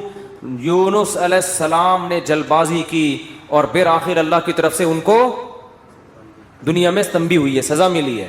اور وہ سزا کیا ملی؟ اذ نادا وہو مکظوم، مچھلی کے پیٹ میں گئے، غم سے گھٹ رہے تھے اور اللہ کو پکارا، فنادا فی الظلمات اللہ الہ الا انت سبحانک انی کنت من الظالمین، اے اللہ تیرے سوا کوئی عبادت کے لائق نہیں۔ غلطی کس کی ہے؟ میری غلطی ہے، میں نے اپنی جان پہ ظلم کیا۔ تو اللہ نے کیا کیا؟ مچھلی کے پیٹ سے نکال لیا۔ دیکھو یونس علیہ السلام نے اللہ کے حکم پہ کتنا عرصہ تبلیغ کی، قوم نے نالائقی کی، پھر بھی نہیں مانے۔ سزا بجائے قوم کو ملنے کے کس کو مل رہی ہے؟ بولتے کیوں نہیں؟ الٹا حضرت یونس علیہ السلام کو مل رہی ہے سزا۔ تو اب آپ بتاؤ کیسا پیغمبروں کا صبر کا پیمانہ ہے، ایسے موقع پہ بھی اللہ کے خلاف کوئی شکایت زبان سے بولو نہیں نکال رہا۔ کیوں؟ اللہ یونس علیہ السلام کے عمل میں ہمیں بتا رہے ہیں کہ دینداری کا یہ مطلب نہیں ہے کہ تم اچھے بنو گے تو اللہ کی نوازشیں آنا شروع ہو جائیں گی۔ دینداری کا مطلب یہ کہ جو اللہ کا کام ہے وہ اس کو کرنے دو، تمہارا کام ہے عاجزی انکساری، بس میں ہی غلط، صحیح ہو کے بھی کون غلط؟ میں غلط۔ ہمیشہ غلطی کس کی کھاتے میں ڈالنی ہے؟ بولتے کیوں نہیں؟ دیکھو ہم نماز پڑھتے ہیں، نماز کے بعد 3 دفعہ استغفر اللہ پڑھتے ہیں، تو کیا کسی نامحرم کو دیکھا ہوتا ہے ہم نے نماز میں؟ بولتے کیوں نہیں؟ تو کوئی تک بنتا ہے استغفر اللہ کا؟ یا ہم نے کوئی جرم کیا ہے، نماز پڑھی اور کیا کہلوایا جا رہا ہے؟ استغفر اللہ استغفر اللہ۔ بھائی اگر استغفر اللہ پڑھنا تھا تو یہ نماز پڑھی کیوں کی تم نے؟ ہمیں یہ بتایا جا رہا ہے کہ تم نیکی کر کے بھی کیا سمجھو جیسے تم نے گناہ کیا ہے۔ کیسے گناہ؟ نماز گناہ نہیں ہے بھائی، تم یہ کہو اے اللہ جس طرح سے پڑھنی چاہیے تھی اس طرح سے نہیں پڑھی میں نے، تو نیکی کر کے بھی کہا جا رہا ہے کہ ہم غلط ہیں، ہم نے اللہ جو پڑھنی تو ہمیں معاف کر دے، ہم سے نہیں ہوئی صحیح، ہم سے کام کیا ہو گیا؟ غلط ہو گیا۔ مجھے یاد ہے 25-30 سال پرانا قصہ ہے، چھوٹا بچہ تھا میں اس وقت، ایک تبلیغی جماعت میں نا ایک صاحب کے سال پہ سال لگ رہے تھے، پوری دنیا میں وہ ان کے سفر ہوئے، بڑا انہوں نے وقف کیا ہوا تھا اپنے آپ کو تبلیغی جماعت کے لیے۔ تو میرا ان سے ٹاکرا ہو گیا، وہ مجھے سمجھانے لگے جماعت میں نکلو سیر و جیسے تبلیغ والے کرتے ہیں۔ اب مجھے پتا تھا یہ بہت ہی پرانے کھیڑو ہیں اور ان کی تو زندگیاں گزر گئی ہیں اس کام میں۔ میں نے کہا ماشاءاللہ اللہ نے آپ سے بڑا کام لیا ہے تبلیغ کا۔ کہتے ہیں میں نے بہت بگاڑا ہے تبلیغ کے کام کو۔ کہہ رہے ہیں ہم تو کام بنانے والے نہیں، کس میں ہم تو بگاڑنے۔ کہہ رہے ہیں میں تو بگاڑ ہی رہا ہوں جب سے۔ مجھے ان کا یہ اسٹائل بہت اچھا لگا یعنی اپنے آپ کو کہہ رہے ہیں کہ تبلیغی جماعت میں اگر کوئی خرابی ہے تو وہ کس کی وجہ سے ہے؟ بولو۔ وہ اپنے بارے میں کہہ رہے ہیں وہ کس کی وجہ سے؟ مجھے نہیں کہہ رہے تھے، اپنے بارے میں کہہ رہے تھے۔ وہ کس کی وجہ سے؟ میری وجہ سے۔ کہہ رہے ہیں ہم کام بنانے والے نہیں بلکہ بگاڑنے والے ہیں۔ اب کوئی فسادی ہوتا تو کہتا ہے جب بگاڑنے والا تو کر کیوں رہا ہے پھر ہمیں؟ یہ تو اس نے خود کہا ہے، اپنی زبان سے بولا ہے کہ ہم بگاڑنے والے ہیں، یوٹیوب پہ کلپ ڈالتا ہے، یہ دیکھو خود۔ تو مجھے ان کی یہ تواضع پسند آئی۔ میں نے کہا دیکھو یہ بیچارہ صبح و شام اس کام میں لگا رہتا ہے، مگر یہ کہہ رہا ہے جو تبلیغ کا کام پھیل رہا ہے اس میں جو برکتیں ہو رہی ہیں وہ میرے علاوہ لوگوں کی وجہ سے ہو رہی ہیں، اور جو خرابی آ رہی ہیں وہ کس وجہ سے ہو رہی ہیں؟ وہ ساری میری وجہ سے ہو رہی ہیں۔ تو آج مارکیٹ میں یہ چیز کیا ہے؟ شارٹ۔ ہر اچھا کام میں نے کیا برا کام ستار بھائی نے کیا۔ ستار بھائی نہ ملے کہیں مجھے۔ ایک دن ایک فون آیا، میں نے فون اٹھایا، کون؟ کہہ رہے ہیں ستار بھائی بات کر رہا ہوں۔ بڑے میں نے کہا بیٹا یہ مجھے نہیں چھوڑے گا، یہ کہے گا مفتی صاحب بہت تم نے جو ہے نا، لیکن وہ شکر ہے ایسی کوئی بات تھی نہیں۔ تو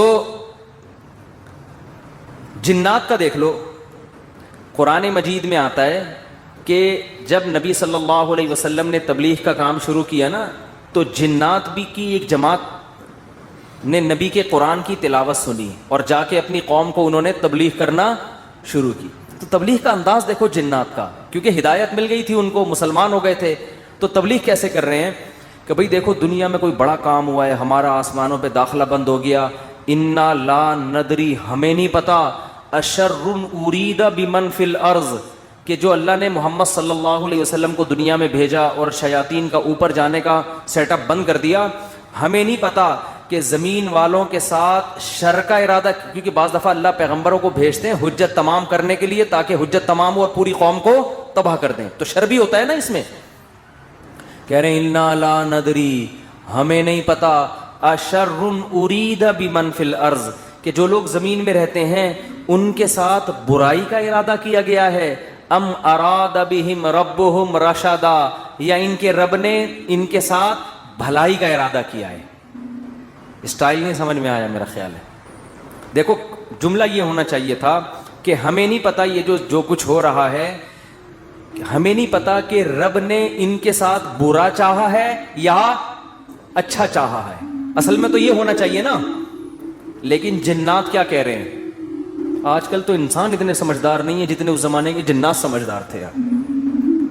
جنات یہ نہیں کہہ رہے کہ ہمیں نہیں پتا کہ اللہ نے انسانوں کے ساتھ برائی کا ارادہ کیا ہے یا اچھائی کا. یا تو یہ کہنا چاہیے تھا, یا جنات کو بالکل اس کے الٹ کہنا چاہیے تھا کہ ہمیں نہیں پتا کہ زمین والوں کے ساتھ برائی کا ارادہ کیا گیا ہے. کر کون رہا ہے یہ نام نہیں لے رہے, ہم ہائی لائٹ نہیں کر رہے. انسانوں کے ساتھ برائی کا ارادہ کیا گیا ہے یا اچھائی کا ارادہ کیا گیا. دونوں پیسو وائس ہوتے ہیں. ایکٹیو پیسے کا فرق تو پتا ہوگا نا. بھائی اس نے مارا ہے, وہ مارا گیا ہے. جب ہم کہتے ہیں ہی از کلڈ, وہ مارا گیا ہے, تو مارنے والے کو ہم شو نہیں کر رہے ہوتے. فاعل کا نہیں پتا ہوتا, سبجیکٹ کا نہیں پتا ہوتا کہ مارنے والا ہے کون. سمجھ میں نہیں آ رہی. تو قرآن کہہ رہا ہے ہونا یہ چاہیے تھا کہ جنات یا تو شر اور خیر کا ارادہ کرنے والے کا نام نہ بتاتے کہ کون ارادہ کر رہا ہے, بلکہ دونوں کو پیسو وائس میں لاتے کہ ہمیں نہیں پتا کہ زمین والوں کے ساتھ برائی کا ارادہ کیا گیا یا اچھائی کا ارادہ کیا گیا. یا تو یوں کہتے, اور اگر سبجیکٹ کا ذکر کرتے تو یوں کہتے ہمیں نہیں پتا کہ رب نے زمین والوں کے ساتھ برائی کا ارادہ کیا ہے یا اچھائی کا ارادہ کیا ہے. لیکن جنات اتنے ہوشیار, جب اچھائی کا تذکرہ آیا تو رب کا تذکرہ کیا, برائی کا آیا تو سبجیکٹ کو کیا کر دیا, حذف. تو کیا کہہ رہے ہیں, انا لا ندری, ساڈی عقل چ بات نہیں آندی, سانو نہیں پتا کہ اشر ارید بمن فی الارض, پیسو وائس, کہ زمین والوں کے ساتھ برائی کا ارادہ کیا گیا ہے. کون کر رہا ہے یہ نہیں بتائیں گے, یہ میں نہیں بتاؤں گا, یہ نہیں بتاؤں گا میں. حالانکہ وہ بھی کون کر رہا ہے, اللہ ہی کر رہا ہے نا, لیکن اللہ کا نام نہیں لے رہے. ہمیں نہیں پتا کہ زمین والوں کے ساتھ برائی کا ارادہ کیا گیا ہے یا اللہ نے اچھائی کا ارادہ کیا ہے. اچھائی کی جب بات آئی تو اللہ کی طرف نسبت, برائی کی بات آئی تو وہ بھی تو اللہ ہی ارادہ کر رہا ہے, لیکن اللہ کا نام ذکر نہیں کر رہے. ادب کی وجہ سے کہ بھائی برائی اگر ہو رہی ہے تو اللہ تو کر تو رہا ہے, لیکن انسانوں کی حرکتوں کی وجہ سے ہو رہا ہے, تو گویا انسان خود ہی کر رہے ہیں اپنے ساتھ. یہ اللہ تو محض ایک خالق ہے, کر کون رہے ہیں, یہ خود ہی کم وقت کر رہے ہیں. اچھائی ہو رہی ہے تو پھر اللہ کر رہا ہے. یہ تمیز ہمیں کس سے سیکھنی چاہیے, جنات سے. کوشش نہ کریں کسی جن بن کو بھلا کے تمیز کے چکر میں, ایسا نہ ہو کہ مارکیٹ سے بالکل شارٹ ہو جائیں.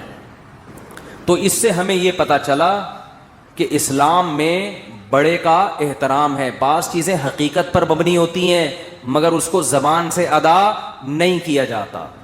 تو جیسے اللہ کی تعظیم ہے ایسے ہی بڑوں کی بھی تعظیم ہے. حدیث میں آتا ہے, آپ صلی اللہ علیہ وسلم نے فرمایا جو ہمارے بڑوں کی تعظیم نہیں کرتا وہ ہم میں سے نہیں ہے. تو جب کوئی برائی کی نسبت کسی بڑے کی طرف کی جائے تو ابا کا نام لے کے نہ بتایا کرو یہ سب کچھ ابا نے کیا ہے. بولو بھائی یہ ہمارے گھر میں ہوا ہے, ٹھیک ہے نا, یہ ہمارے گھر میں. بولتے کیوں نہیں؟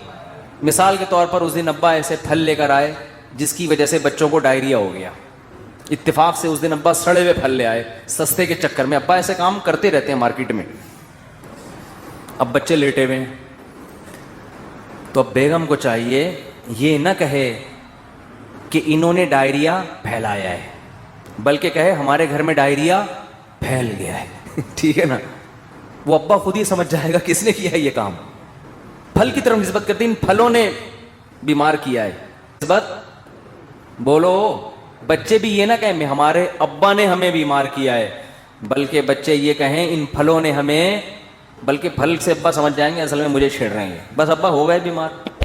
آج کل ادب تمیز مارکیٹ سے بالکل شارٹ. ایک آدمی کو کرونا ہوا, اس کے بعد اس کی بیوی کو بھی ہو گیا. مجھے بار بار آ کے بتا رہے میری بیوی کہہ رہی آپ کی وجہ سے ہوا ہے مجھے بھی. اب دیکھو اس آدمی کو تو ٹینشن ہوگی نا یار, وہ ہو گیا اللہ کی طرف سے ہو گیا. نہیں پہلے آپ کو ہوا تھا تو آپ کی وجہ سے کس کو ہوا ہے, مجھے. اسی طرح آپ شوہر بھی بیوی پہ بلی ڈال سکتے ہیں, تمہیں ہوا تھا تمہاری وجہ سے. مجھے ہوا ہے. بھائی کس کی وجہ سے ہوا ہے؟ بس اللہ کی قدرت ہے, ہو گیا. چھوڑو وہ کون گلے ملا تھا آپ سے, کس نے آپ کی طرف منہ کر کے چھینکا تھا. ہم ایسے بہت سے لوگوں کو جانتے ہیں جو ٹی بی کے مریضوں کے ساتھ چپک کے انہوں نے زندگی گزاری, خدمت کی, مگر ان کو ٹی بی نہیں ہوئی, اور 2 گھر چھوڑ کے جو بندہ بیٹھا ہوا تھا اس کو ہو گیا. تو آج کل نا یہ تمیز مارکیٹ سے چھاٹ ہو رہی ہے. بڑے چھوٹے کا ادب کیا ہو رہا ہے؟ ختم. فوراً بلی ڈال دیتے ہیں اس نے کیا یہ. تو اگر کیا بھی ہو بھائی نسبت مت کرو, تقدیر کا حصہ بھائی ہو گیا ہمارے ساتھ. قرآن دیکھو ابراہیم علیہ السلام کیا کہتے ہیں, وَإِذَا مَرِضْتُ فَهُوَ يَشْفِينِ. کیا خاندانی کلام ہے یار. حضرت ابراہیم کہہ رہے ہیں جب میں بیمار ہوتا ہوں اللہ مجھے شفا دیتا ہے. حالانکہ بیمار کون کرتا ہے؟ وہ بھی تو اللہ ہی کر رہا ہے نا. تو کہنا تو یہ چاہیے تھا کہ اللہ ہی بیمار کر کے اللہ ہی مجھے ٹھیک کر دیتا ہے. تو سوال ہے اس میں اللہ کی تعریف کی کیا ضرورت ہے؟ بیمار بھی تو اسی نے کیا تھا. لیکن اللہ کی حمد و ثنا کر رہے ہیں, بیمار تو میں ہو جاتا ہوں, شفا کون دیتا ہے؟ اللہ. تو یہ ادب تمیز سکھایا جا رہا ہے کہ انسان کے بچے بن کے زندگی گزارو, بڑے چھوٹے کا ادب کرو. القابات بھی بڑے چھوٹے کے لیے الگ الگ ہونے چاہیے. تو خیر قرآن کیا کہتا ہے؟ اے نبی فاصبر, آپ نے کیا کرنا ہے؟ صبر کرنا ہے. تو ہمیں بھی ترغیب دی جا رہی ہے کہ ہم یہ نہ سمجھیں کہ ادھر ہم دعوت دیں گے ادھر فوراً لوگ ہماری دعوت پر لبیک کہیں گے. جس کو جو بات سمجھائیں گے 2 منٹ میں اس کی سمجھ میں وہ بات آ جائے گی اور وہ بالکل ہمارے نظریات کے مطابق ہو جائے گا, اور اس طرح ہم ہنسی خوشی زندگی گزاریں. لوگ یہی کہتے ہیں, پھٹے اسی پہ ہوتے ہیں نا. باپ کہہ رہا ہو یار میں بیٹے کو سمجھا رہا ہوں, کم وقت کی سمجھ میں ہی نہیں آ رہا. بیٹا کہتے ہیں ہم ابا کو سمجھاتے ہیں, ابا کی سمجھ میں نہیں آ رہا. شوہر بیوی کو سمجھا رہا ہے, اس کی کھوپڑی میں نہیں آ رہا. بیوی شوہر کو سمجھا رہی ہے, اس کی کھوپڑی میں نہیں. اپوزیشن حکومت کو سمجھا رہی ہے, حکومت کی سمجھ میں نہیں آ رہا. حکومت اپوزیشن کو سمجھا رہی ہے, اپوزیشن کی سمجھ میں نہیں آ رہا. تو اگر دنیا میں جو بات سمجھائی جائے, میں کب سے کیا کیا سمجھا رہا ہوں, سمجھ میں آ رہا ہے؟ کب سے کیا کیا سمجھا رہا ہوں, سمجھ میں نہیں آ رہا. تو اگر ایسا ہی دنیا میں نظام ہو جائے کہ ادھر سمجھایا ادھر سمجھ میں آ گیا, تو سب ہنسی خوشی زندگی گزارنا شروع ہو جائیں گے. وہ ایک شاعر ہے ہندوستان کا, ان کا نام ذہن سے نکل گیا, تراز کر کے آتا ہے, پتہ نہیں ایچ ایم تراز ہے, کچھ ایم تراز کر کے آتا ہے. بڑے زبردست شاعر ہیں. میں نے جب ان کی ایک دفعہ شاعری سنی نا تو مجھے بڑا, اس لیے نہیں کہ مجھے نہیں پتا کیسے آدمی, اچھے ہی ہوں گے, لیکن مجھے اردو سے لگاؤ ہے, محبت ہے. تو ہندوستان کے شاعروں میں بڑی زبردست شاعری ہے اردو کی نا. تو میں نے جب اس بندے کی شاعری سنی, میں نے کہا یار یہ 2014 کی بات ہے. میں نے کہا اس بندے سے ملاقات کا دل چاہتا ہے, اس نے اردو پہ بڑی محنت کی ہے. تو اللہ کی قدرت, یہ جو عمرہ ہے نا, عمرہ یہ مسلمانوں کے لیے بہت بڑا ایک ذریعہ ہے آپس میں کمیونیکیشن کے لیے. یہ میں نے انگریزوں کی کتاب میں یہ بات پڑھی ہے, گوروں نے لکھا ہے کہ مسلمان سائنسدان جو بہت بڑے بڑے حکیم بنے نا, جنہوں نے جڑی بوٹیوں پہ ریسرچ کی, اس کی ایک بہت بڑی وجہ مسلمانوں کا حج ہے. کیونکہ حج کرنے کے لیے کہاں کہاں سے, ساؤتھ افریقہ سے اور کہاں کہاں سے دنیا سے لوگ آتے تھے. وہ پیدل جنگلوں سے گزرتے اور اس میں جڑی بوٹیوں پہ تحقیق کرتے تھے. آپ ذرا حکیموں کی, پرانے حکیموں کی کتابیں پڑھیں نا, ایسے ایسے جڑی بوٹیوں کے خواص لکھے ہیں. آدمی کہتے ہیں انہوں نے ان کو یہ پتہ کہاں سے چلی. تو وہی حج اور عمرے سے جو مسلمانوں کے سفر ہوئے ہیں, پھر مختلف ملکوں کے لوگ آ کے عمرے میں ایک دوسرے سے ملتے ہیں, ایک دوسرے کی تہذیبیں سیکھتے ہیں, سکھاتے ہیں. یہ مسلمانوں کے لیے یہ بہت بڑا ایک ذریعہ بنا ہے. یہ بیت اللہ جو ہے نا, یہ مسلمانوں کو آپس میں کنیکٹ کرنے کا صدیوں سے ایک بہت بڑا ذریعہ ہے. یہاں کے ترکی, پاکستانی, انڈونیشیا سب آ کے کیا ہوتے تھے, مل جاتے ہیں. تو میری خواہش تھی, میں نے کہا یار کبھی ان سے سلام دعا ہو جائے تو اچھا ہے, خوشی ہوگی. تو میں نے ویسے ہی انڈیا کے کچھ لڑکے بیٹھے ہوئے تھے, بیت اللہ میں عمرہ کیا ہم نے. میں نے کہا یار وہ ایک شاعر ہے, انہوں نے کہا اتفاق سے عمرہ کرنے آیا ہوا ہے. میں نے کہا میری ملاقات کرا دو. تو مجھے نہیں پتا تھا وہ مجھے جانتے ہیں. تو جب ملاقات ہوئی, انہوں نے کہا میں تو آپ سے خود بہت دنوں سے ملنے کا مشتاق, آپ کے بیان سنے بڑا مزہ آتا ہے. اس وقت میرے آڈیو بیان ہوتے تھے. تو بات کیا کر رہا تھا میں, تو ان کا ایک شعر تھا, شعر ہی بھول گیا. شعر کا ایک جملہ مجھے یاد ہے, کیونکہ ہم ہر چیز آدھی یاد کرتے ہیں نا. وہ ابتدائی عشق میں دل ہوا یوں خراب آدھا والا شعر کی وجہ سے. تو اس نے کہیں اپنی محبوبہ کا, شاعر نے تذکرہ کیا ہوگا کہ وہ کہیں چلی گئی, یوں ہو گیا, ٹینشن میں آ گیا. تو اس نے لکھا یہ انہونی نہیں ہوتی تو پھر ہونے کو کیا ہوتا. یہ انہونی نہیں ہوتی تو پھر ہونے کو, یعنی دنیا میں کچھ عجیب سے کام ہوتے ہیں تو پھر ہوتا ہے نا کچھ نہ کچھ, تو آدمی انجوائے کرتا ہے کچھ ہوا ہے. یعنی اگر शायर का तखय्युल बयान कर रहा हूँ, ऐसा ना आप उस शायर को कहें कौन सी माशूका थी तुम्हारी मार्केट से शार्ट हो गई, मुफ्ती साहब ने हमें बताया, शायद हम पुलिस भेज के। उस शायरों का कलाम का कुछ भी मतलब निकाला जा सकता है। महबूबा के बजाय कुछ वसीम भाई को डाल दो, सत्तार भाई को डाल दो, वो टेंशन नहीं है।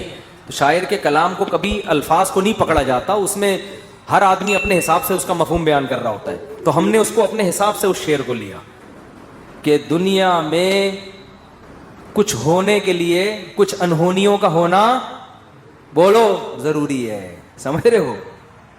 देखो बाज लोग कुछ करके मोस्ट वांटेड बन जाते हैं, तो वो इसी को एंजॉय करते हैं, कहते हैं अगर ये ना होता तो हम मोस्ट वांटेड, वो क्या है, बदनाम जो होंगे तो क्या नाम ना होगा। नाम पैदा करने के लिए बदनाम होना भी जरूरी है। तो उसने कहा ये अनहोनी नहीं होती तो फिर होने को क्या होता। तो मैं ये कह रहा हूं अगर ये टेंशनें दुनिया में ना हो तो होने को कुछ हो ही नहीं। आपने बेगम को बात समझाई, समझ गई, उसने आपको समझाया, आपकी समझ में फौरन आ गया कि ये क्या कह रही। आपने अपने बच्चे को एक दिन कुछ समझाया, उसकी समझ में फौरन आ गया। तो गालियां होती दुनिया में फिर फिर कोई बलब के रिश्तेदारों को गालियां देता, बोलो ना। तो खैर और शर का मुकाबला क्या हो जाता, खत्म। पैगंबर उम्मतियों को समझाते, 2 मिनट में बात समझ में आती। नबी आके समझाते, भाई ये 360 बुत पत्थर के बने हुए तुमने रखे हुए हैं, ये गलत हैं। वो कहते हैं ओ अच्छा, ये तो बिल्कुल सही कहा आपने, हम अपने हाथों से अपने खुदा को बनाते हैं, ये बनने में हमारे मोहताज, तो भला ये हमारी मदद कैसे करेंगे। बात तो क्लियर थी ना, 2-2-4 की तरह, मगर उनकी खोपड़ी में नहीं आई है। 10,000 का लश्कर लेके मक्का पे हमला हुआ है, खून बहे हैं, लो औरतें बेवा हुई, बच्चे यतीम हुए। इतनी सी बात समझाने के लिए 23 साल की टेंशन है, फिर जाके भी समझ में फिर भी नहीं आई। फिर मक्का फतह हुआ तो नबी ने बैतुल्लाह के अंदर 360 बुत गिराए अपने हाथों से, वो भी ताकत के जोर से समझ में आई है, वरना फिर भी नहीं आई। अगर ये हमला ना होता तो आज तक 360 बुत रखे हुए होते, आप दलाइल में मुनाजरा ही कर रहे होते, बहस ही कर रहे होते, किसी की खोपड़ी में नहीं आती बात। तो भाई इतनी बड़ी हकीकत जब बहस से किसी की खोपड़ी में नहीं आई तो आपकी बेगम आपकी फर्माबरदार कहां से बन जाएगी, क्योंकि आगे उसके पास भी दलाइल होते हैं समझाने के लिए। आप उसको जब समझाओगे शौहर के ये हुकूक हैं तो कहेगी क्या सिर्फ शौहर ही के हैं, बीवी के नहीं होते।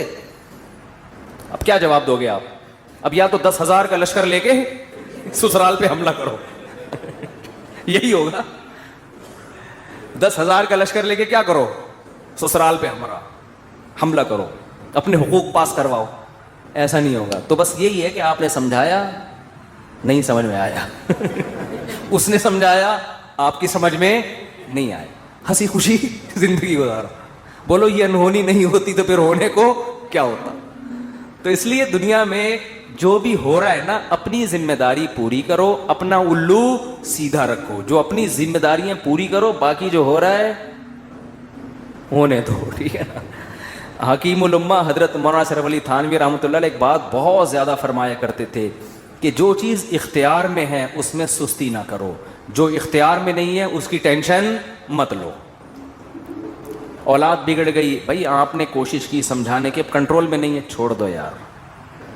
सारी जिंदगी यही टेंशन, नहीं बोलो पालते हैं टेंशन, मेरा बच्चा क्यों नहीं सही हो रहा, मेरा बच्चा क्यों नहीं सही हो रहा, मेरा बच्चा क्यों नहीं सही हो रहा। छोड़ दे यार इसको अपने हाल पे, छोड़ दो इसको अपने हाल पे। ये क्यों नहीं ठीक हो रहा, वो क्यों नहीं ठीक हो रहा, ये क्यों नहीं सही हो रहा, इमरान खान ने जो वादे किए थे पूरे क्यों नहीं हो रहे। तुम्हारे और कम टेंशन है यार। तो अल्लाह पूछ लेगा भाई जो आपने वादे किए थे पूरे किए के नहीं किए। तो जो काम अपनी जिम्मेदारी में, हत्ता के किसी ने उनसे पूछा कि हजरत मेरा नमाज में दिल नहीं लगता, ख्यालात मुंतशिर रहते हैं। उन्होंने फरमाया नमाज में दिल लगाने की कोशिश करना फ़र्ज है, दिल लगना फ़र्ज नहीं है। कोशिश करो, लगे ठीक है, नहीं लगे तो भी ठीक, हमारे इख्तियार में नहीं है भाई। जब नमाज में दिल ना लगने के भी टेंशन, क्योंकि अल्लाह ने कभी ऐसी बात पे अल्लाह आपको नहीं पकड़ेगा जो आपके इख्तियार में नहीं है। हमारे जामिया दारुल इफ्ता में हज़रत मुफ्ती रशीद अहमद साहब के एक मुरीद थे क्या हैं अभी भी, तो वो नमाज में उनको नींद बहुत आती थी, वैसे जागते रहते थे, इधर नीयत बांधी सो गए, इधर नीयत बांधी खड़े खड़े सो रहे होते थे, सर्दे में गए उठ ही नहीं रहे, कोनी मार के उठाते थे उनको, उठो भाई। اور ویسے ٹھیک ٹھاک پھر رہے ہیں. وہ تھے بڑے نیک, ان کو فکر تھی یار نماز میں دل لگانا چاہتا ہوں, اور نمازیں بھی ماشاءاللہ بہت پڑھتے تھے, تہجد کے پابند, لیکن جب کھڑے ہوئے سو جاتے. تو ایک دن انہوں نے لکھا کہ حضرت میں ٹینشن میں آ گیا ہوں, میں نماز میں ادھر نیت باندھی اور ادھر آنکھ لگ گئی. تو فرمایا کوئی ٹینشن لینے کی بات نہیں ہے, نماز کا بھی پورا ثواب مل رہا ہے بھائی, نماز کا بھی پورا ثواب اور نیند کے بھی مزے, کیونکہ یہ آپ اپنے اختیار سے یہ نہیں کر رہے, یہ غیر اختیاری ہے. جان کر کوئی خراٹے لے رہا ہے نا کم بخت نماز میں کھڑا ہوا ہے اور آنکھیں بند کر کے کوشش کر رہا ہے کہ میں سو جاؤں, یہ غلط ہے. بھئی آپ جاگنے کی کوشش کر رہے ہو پھر بھی نہیں جاگتے, کوئی ٹینشن کی بات نہیں ہے, اس سے نہ کوئی درجات میں کمی آئے گی. آج بہت سے لوگ کہتے ہیں نماز میں مزہ نہیں آ رہا, ہم کو نماز میں مزہ نہیں آ رہا. بھئی مزہ تو بریانی کھانے میں آئے گا مسالے والی, اس میں اگر نہیں آ رہا مزہ تو ڈاکٹر کو بتائیں. پیٹ میں کوئی پشاور میں گئے اور چپلی کباب کھانے کا مزہ نہیں آیا تو یہ پشاور کا فالٹ نہیں ہے, یہ آپ کے پیٹ کا فالٹ ہے. آپ چائے کے عادی ہو, آپ کوئٹہ اور چمن میں بھی آپ کو چائے پینے میں مزہ نہیں آیا تو چائے کا فالٹ نہیں ہے, آپ کو غلط چائے پینے کی عادت پڑ گئی ہے. سٹوں کی بھی بات بتاؤں چھوڑ رہنے تو اسی طرح یہ تو بریانی ہے مسالے والی, نماز مزے کے لیے تھوڑی ہے, بریانی ہے مزے کے لیے. نماز تو عبادت ہے, آپ نے پراپر طریقے سے اپنی ذمہ داری پوری کرنی ہے. کبھی انسان کی طبیعت میں نشاط ہوتا ہے, بڑا مزہ آ رہا ہوتا ہے نماز میں, آنسو نکل رہے ہوتے ہیں, کبھی طبیعت میں ٹینشن ہوتی ہے, تو آپ اپنی ذمہ داری پوری کرو, ان چکروں میں مت پڑو کہ مزہ آ رہا ہے یا نہیں آ رہا. سمجھتے ہو کہ